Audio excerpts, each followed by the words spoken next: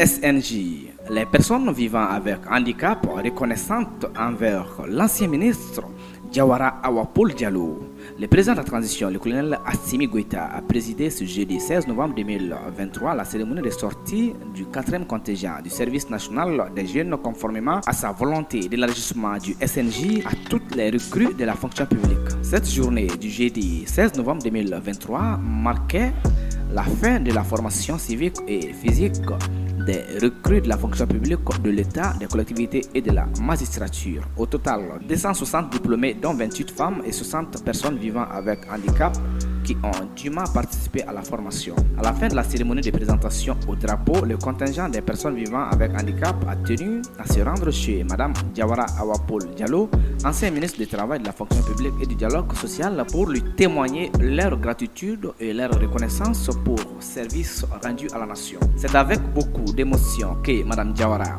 celle qu'on appelle désormais Madame Équité, Justice, Transparence, a reçu ces nouveaux fonctionnaires de la République issus du concours réputé être l'un des plus propres de l'histoire du Mali. Vous avez mérité la place où vous êtes là aujourd'hui, vous l'avez mérité.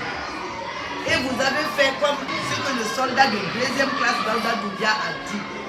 Donc, vous avez fait bafou comme les autres. Vous avez démontré que le handicap, ce n'est que dans le dire, mais dans le comportement, dans votre vie de tous les jours.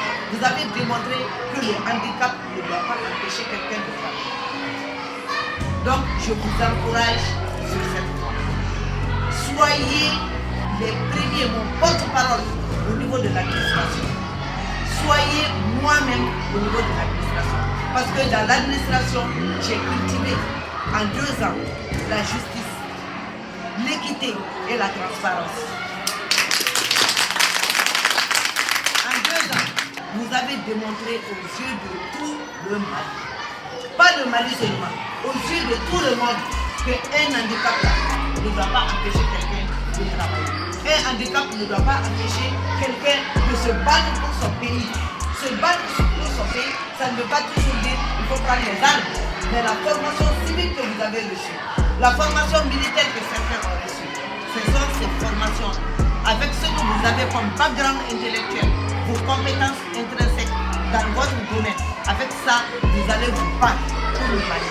Et il faut que ce Mali-là soit un Mali envié de tout le monde entier, de par le travail de ses enfants. Bon courage les femmes, bon courage. On a récupéré Kidal. Maintenant, tout le monde peut aller à Kidal, tous les fonctionnaires vont aller à Kidal. Vous allez, ceux qui vont être affectés à Menaka, à Bébara, partout. Le Mali, c'est le Mali. Un et indivisible. Personne